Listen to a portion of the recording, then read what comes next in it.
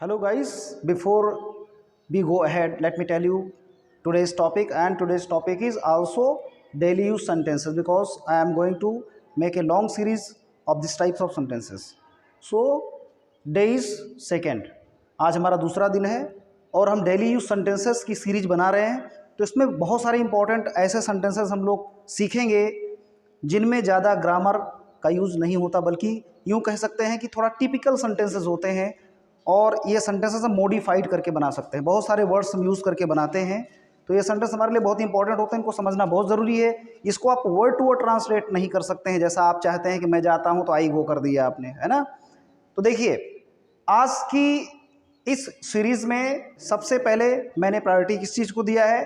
Time and date को। ये बहुत ज़रूरी है बच्चों में। एक बार मैं मुंबई में था और मुझे याद है कि मैं कल्याण स्टेशन पर था।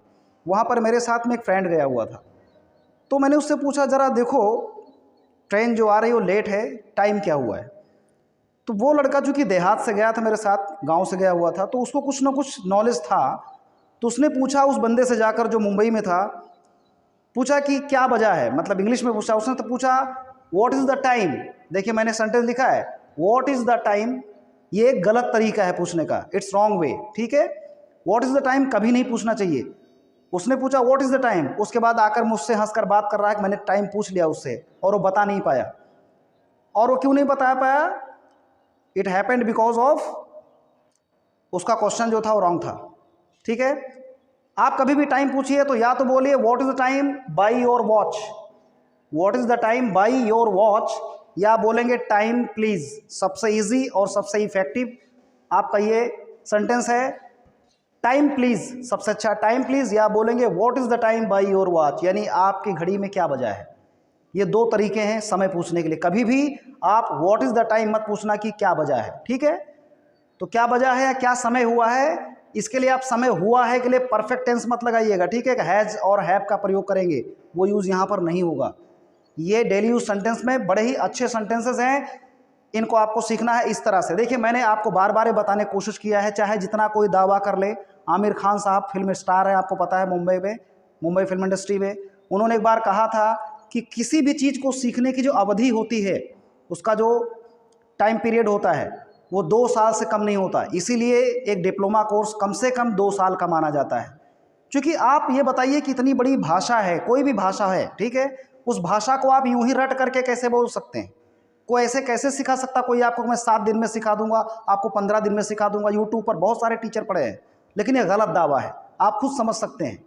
इसका रूल है और बहुत आसान है, बस आपको डेली प्रैक्टिस की आवश्यकता है। तो ये 3 तरीके से आप कर सकते हैं। एक, आप बेसिक लेवल की इंग्लिश बनाएंगे जिसमें आप टेंस का स्टडी करते हैं, प्रेजेंट पास्ट फ्यूचर का, ठीक है, वो तीनों आप कर लेंगे। टेंस पढ़ना पड़ेगा, टेंसेज आपको पढ़ने पड़ेंगे, तो टेंसेज पढ़ लीजिए। उसके बाद में मॉडल ऑक्सिलरीज पढ़ लीजिए, जो भी है, can, could, may, might, shall, should. मैं आपको इंग्लिश बोलने के लिए फराटेदार इंग्लिश पढ़ने लिखने का मैं तरीका बता रहा हूँ, कैसे इंग्लिश आपको आएगी। इसके 3-4 क्लासिफिकेशन मैंने किया, 3-4 स्टेप्स लिया है। पहला, टेंसेज आपको आना बहुत ज़रूरी है। उसके बाद में उसमें बहुत सारे 54, मैंने बोला था 54 लेसन्स ऐसे हैं, ठीक है। तो टेंसेज आपको अगर आ गया, नॉर्मल जिसको हम लोग बेसिक इंग्लिश बोलते हैं, टेंसेज आपको आ गए। उसके बाद मॉडल ऑक्सिलरीज बहुत मस्ट है, मॉडल ऑक्सिलरीज का सारा यूज़ देख लीजिए आप, मैंने दिया भी है और सारा इस चैनल पर आपको मिल जाएगा, मॉडल ऑक्सिलरीज का यूज़ मिल जाएगा। फिर उसमें बहुत सारे तमाम, जैसे देखिए कंडीशनल सेंटेंसेस है कि शर्त वाले वाक्य कैसे बनाए जाते हैं। फिर जब आप टेंसेज में ही आपका आता है सिंथेसिस, जिसमें कि 3 टाइप का सेंटेंस बनता है, simple, complex and compound. Simple, complex, compound. Simple वो सेंटेंसेस होते हैं जिनमें एक सब्जेक्ट और उसकी कम से कम एक वर्ब होती है। कॉम्प्लेक्स में डबल सेंटेंस जुड़ते हैं कंजंक्शन के माध्यम से, कंपाउंड में भी कंजंक्शन के माध्यम से डबल सेंटेंस जुड़ते हैं। तो आपको पहले टेंसेज पढ़ने पड़ेंगे, फिर आपको सिंथेसिस पढ़ना पड़ेगा, जो मैंने बताया, सिंपल, कॉम्प्लेक्स, कंपाउंड सेंटेंस पढ़ने पड़ेंगे। कुछ कंजंक्शंस का अध्ययन करना पड़ेगा। उसके बाद फ्रेजेज जो होते हैं, फ्रेज का भी यूज करके हम लोग टेंस बनाते हैं, ठीक है। ये चौथा हो गया। और 5वां हो गया आपका डेली यूज सेंटेंसेस के मॉडिफाइड सेंटेंसेस, जो हम लोग पढ़ाते हैं, जिसमें ग्रामर का यूज नहीं होता, बल्कि वो टिपिकल सेंटेंसेस होते हैं, उसको में बाई हार्ट करना पड़ता है हमको, उसको रट्टा मारना पड़ता है, ठीक है। ये बहुत ज़रूरी है। तो ये रटेंगे हम। और कैसे होता है, हम लोग रटे होते हैं कोई चीज़, कभी जाना होता है चलो बाजार चलें, अब ये किसी दूसरे तरीके से नहीं बोल सकते। हो गया बाजार चलने के लिए किसी को साथ में लेकर जाना है, चलो बाजार चले, चलो पढ़े, चलो ऐसा करें, चलो खेलें, चलो पिए। तो इसी टाइप ये सेंटेंसेस डेली यूज सेंटेंसेस होते हैं। ये अलग अलग होते हैं, बहुत सारे होते हैं, और जैसा जैसा आपको सिचुएशन जैसी होती वैसा आप बोल सकते हैं। हम इसको बोलते हैं सिचुएशनल सेंटेंसेस, यानी सिचुएशन के मुताबिक, परिस्थिति के अनुसार जो होता है वो बोला जाता है। तो डेली यूज सेंटेंसेस को हम लोग बोलते हैं सिचुएशनल सेंटेंसेस। तो टाइम के लिए मैंने बता दिया आपको। अब अगला देखिए, 7 बजा है। अगर आपको करेक्ट टाइम बताना है, 7 बजा है या 12 बजा है, इतना ही बोलना। जितना भी बजता है, डे है, नाइट है, तो आप क्या बताएंगे? It is 7 o'clock, it is 7 o'clock, या बोलेंगे इट इज 7 AM। अगर 12 बजे रात से लेकर 12 बजे सुबह तक का टाइम है तो आपको पता है AM होता है, एंटी मेरिडियन उसका फुल फॉर्म है, और ये पोस्ट मेरिडियन, ठीक है। अगर 12 बजे दिन के बाद से 12 बजे रात तक आपको टाइम बताना है तो सबसे आसान तरीका, it's 7 PM, it's 7 AM morning में, ठीक है, जब तक गुड मॉर्निंग बोलते हैं। उसके बाद में गुड मॉर्निंग के बाद जो टाइम आता है, इट्स 7 PM, यानी 12 बजे दिन तक AM और 12 बजे दिन के बाद 12 बजे रात तक PM बोल सकते हैं। सबसे इजी है, कोई भी 7 बजा है, इट्स 7 AM या इट्स 7 PM, ठीक है। 7 बजा है, इट्स 7 AM 7 PM। 12 बजा है, इट्स 12 o'clock या इट्स 12 AM या इट्स 12 PM। इस तरह से कोई भी आप करेक्ट टाइम बता सकते हैं, ठीक है। अब इसी में हम आपको बताते हैं, जब बोलते हैं 7:15 बज गया है, 7:15 हो गया, 8:15 हो गया, 9:15 हो गया, कोई भी टाइम हो गया, 7 और पौने, पौने बज गया। पौने का मतलब 15 मिनट बाकी है। जैसे 12 बजने में 15 मिनट बाकी है तो क्या बोलेंगे? 11:15 हिंदी में। 12:15 का मतलब क्या होता है? 12:15 हो गया, ठीक है। तो किसी भी घड़ी के समय में अगर 15 मिनट कम है वो करेक्ट टाइम बजने में, तो उसको हम लोग पौने बोलते हैं, और वो टाइम होकर गुजर जाए 15 मिनट तो उसको सवा बोलते हैं हम लोग, ठीक है। तो ये भी हम देख लेते हैं सेंटेंस लिख करके। देखिए, अब इसी टाइम को बताने में 7:15 बजा है, 7:45 बजा है, 9:15 बजा है, 9:45 बजे हैं। अगर कोई भी टाइम आप बताना है पौना बता करके, यानी 15 मिनट बाकी हैं ये बजने में, 7, 8, 9, 10, 11, 12, ठीक है। और टाइम में जो बच्चे छोटे हैं, मान लो जिनको जानकारी नहीं मालूम है कि रेलवे घड़ी में कितना बजता है, 24 तक बजते हैं। यानी हमारी नॉर्मल घड़ी में क्या होता है, 12 तक बजते हैं, और रेलवे घड़ी में क्या होता है, 13, 14, 15, 16, 17, 18 इस तरह से बजता है, ठीक है।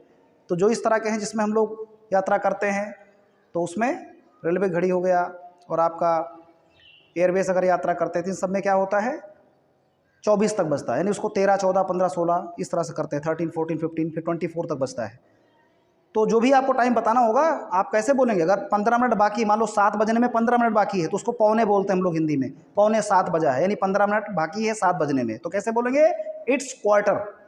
क्वार्टर माने वैसे भी चौथाई होता है ना।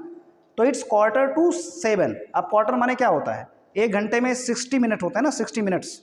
अब 60 मिनट्स का क्वार्टर क्या है? चौथाई, 15 मिनट हो गया, तो वही इट्स क्वार्टर, यानी क्वार्टर है टू 7, 7 होने में क्वार्टर है, यानी 6:45 बजा है। या इट्स 7:15 के बाद इट्स 8:45, इट्स 9:15, इट्स 10:15। आपको पौने बताना है तो इट्स 2:15 करके बोल देना है, सबसे इजी। अब आगे देखिए, 7:15 बजे हैं, यानी 7:15 गए, 7:15 गए, यानी 7:15 हो गया।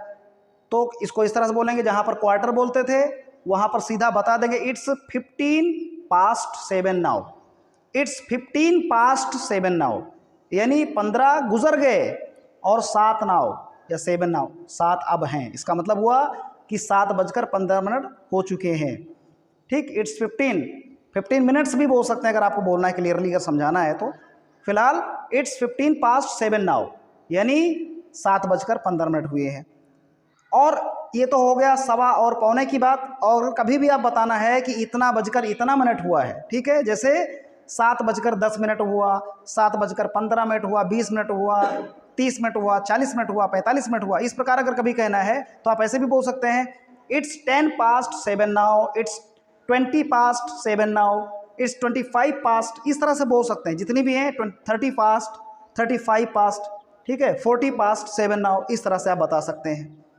तो क्वार्टर और उसके बाद 15 पास्ट के अलावा, यानी सवा और पौने के अलावा आप इस तरह से, जो सवा मैंने बोला, इस तरह बता सकते हैं। जितना भी बजा, it's 10 past, it's 2 past, it's 5 minute past, इस तरह से बोल सकते हैं। तो ये टाइम बताने का सेंटेंस हमारा जो हम लोग यूज़ करते हैं। अब डेट वाला भी देख लेते हैं। डेट में भी बहुत बड़ी प्रॉब्लम है, ठीक है। मैंने टीचर को भी देखा बहुत गलत बताते हुए, तो डेट कैसे बताते हैं वो भी देख लेते हैं। देखिए, अब आपको डेट पूछना हुआ, यहाँ पर डे यानी दिन पूछना हुआ, कौन सा दिन है, और उसके बाद में अगर आपको मंथ के बारे में पूछना हुआ, कौन सा महीना है, इसके बारे में हम लोग अक्सर जानकारी लेते हैं, पूछते हैं कि आज कौन सी तारीख है, ठीक है, आज कौन सी तारीख है, यानी आज कौन सी डेट है। तो इसे इस तरह से पूछ सकते हैं, या तो आप विच से बोलिए, विच क्वेश्चन वर्ड लगा के, या तो व्हाट से बोलिए। विच डेट इज टुडे, या बोलेंगे what date is today, what date is today, आज कौन सी तारीख है। अगला है विच डे इज टुडे, आज कौन सा डे है, यानी आज कौन सा दिन है, आज कौन सा दिन है। या व्हाट डे इज टुडे, बहुत ही इफेक्टिव है, आप ऐसे बोलेंगे। ज़्यादातर जो ट्रेंड में है, प्रचलन में है, वो व्हाट करके बोला जाता है, व्हाट डे इज टुडे, आज कौन सा दिन है। इसी तरह से विच या व्हाट लगाइए, फिर मंथ लगा दीजिए, व्हाट मंथ इज रनिंग, या which month is running. Which month is running का मतलब होता है कौन सा महीना चल रहा है, यानी कौन सा महीना है, ठीक है। विच मंथ इज रनिंग, कौन सा महीना चल रहा है या कौन सा महीना है। तो इस तरह से दिन, तारीख और महीना हम पूछ सकते हैं। यही तरीका है और बहुत ही अच्छा तरीका है। मैंने खुद एक टीचर को देखा, उसने बच्चों से असेंबली में पूछा था, मैंने खुद अपनी आंख से देखा, कान से सुना बराबर। उसने पूछा था टुडे इज व्हाट डे, आज कौन सा दिन है, तो टुडे इज व्हाट डे। तो बड़ा अजीब लगा कि ऐसे तो गलत है। तो उस दिन से मैंने सोचा था कि ऐसा भी है क्या। तो एक्चुअली होता क्या है कि लोग बस ऐसे ही इंग्लिश को सोचते कुछ भी मारो उल्टा सीधा, है ना, तो ये गलत है। वर्ड टू वर्ड ट्रांसलेट नहीं कर सकते हम लोग, ठीक है। यही तरीका है। देखिए, किसी भी इलेक्ट्रॉनिक चीज़ को हम अगर स्टार्ट करते हैं, उसे शुरू करते हैं, यानी चालू करते हैं, जिसे हम लोग देसी अंदाज में बोलते हैं कि टीवी चालू करो, रेडियो चालू कर दो, ठीक है, या कंप्यूटर चालू करो। चालू करो मतलब चालू हो जाए, स्टार्ट करते हैं हम लोग। तो इलेक्ट्रिकल जो चीज़ें होती हैं, उन्हें चालू करने के लिए ज़्यादातर देखिए स्विच ऑन स्विच ऑफ आपने देखा होगा। स्विच ऑन द फैन, अगर फैन चालू करना है आपको तो स्विच ऑन द फैन, यानी पंखा चालू करो। पंखा बंद करना है, स्विच ऑफ द फैन, ठीक है, ये चलता है। इसी प्रकार टर्न ऑन भी है, चाहे स्विच ऑन बोलिए चाहे टर्न ऑन बोलिए, ठीक है। Turn on the computer, computer को ऑन कीजिए, चालू कीजिए। या turn on the radio, radio को चालू कीजिए, ठीक है। आपने टर्न ऑफ मतलब आपको क्या लगाना है, अगर बंद करना है, चालू करना, turn on the computer, turn on the radio, ठीक है। टर्न ऑन द टीवी या स्विच ऑन द टीवी, ये भी चलता है, स्विच ऑन द फैन। और अगर बंद करना है तो स्विच ऑफ और टर्न ऑफ में से कोई भी यूज कर सकते हैं, चाहे स्विच ऑन करिए चाहे टर्न ऑन कीजिए चालू करने के लिए, और बंद करने के लिए चाहे स्विच ऑफ कीजिए चाहे टर्न ऑफ कीजिए, ठीक है। तो बंद करने के लिए स्विच ऑफ या टर्न ऑफ देख लेते हैं। टर्न ऑफ द कंप्यूटर या turn off the radio, computer बंद करो या रेडियो को बंद करो। और कंप्यूटर के लिए आपने देखा होगा शट डाउन भी लिखा रहता है, शट डाउन करना, ठीक है, क्योंकि वो शट डाउन किस में लगता है, दरवाजे और खिड़की में, तो उसका भी एक स्क्रीन होता है ना। तो स्क्रीन के लिए वहाँ पर शट यूज किया जाता है। मान लो कि खिड़की बंद कर रहे हैं हम लोग, इस तरह से वहाँ पर वो समझ करके, वो खिड़की होती स्क्रीन होती है, इसलिए वहाँ पर शट यूज करते हैं। बल्कि टर्न ऑफ भी कर सकते हो, टर्न ऑफ लिखा भी रहता है, टर्न ऑफ या, ठीक है। तो आगे अगर तेज करना है, उसकी आवाज़ तेज करनी है तो टर्न अप, आवाज़ धीमी करनी है तो टर्न डाउन का यूज हम करते हैं, ठीक है। तो आवाज़ तेज करने के लिए टर्न अप और आवाज़ धीमी करने के लिए turn down. Turn up the TV या टर्न अप द रेडियो, यानी रेडियो की आवाज़ तेज करो या टीवी की आवाज़ तेज करो। फिर turn down the TV, turn down the radio, TV या रेडियो की आवाज़ धीमी करो। या आप सीधे बोलते हो कि रेडियो धीमी कर दो, हैं, टीवी धीमी कर दो। तो तेज करने के लिए टर्न अप और धीमा करने के लिए टर्न डाउन का हम यूज़ करते हैं। ये भी आपके लिए बहुत ज़रूरी है, क्योंकि ये आपके डोमेस्टिक वर्क में आता है। पर डे आप ये काम करते हैं, अक्सर ऐसा करते ही रहते हैं, आपको ज़रूरत भी पड़ती ही रहती है। तो आप इस तरह से सेंटेंस बना सकते हो। वैसे मैंने हिंदी लिखा नहीं, क्योंकि आपको पता है, लगभग लोगों को मालूम होता है, इसलिए मैंने याद दिला दिया, रिमाइंड करा दिया, बाकी आपको मालूम है, ठीक है।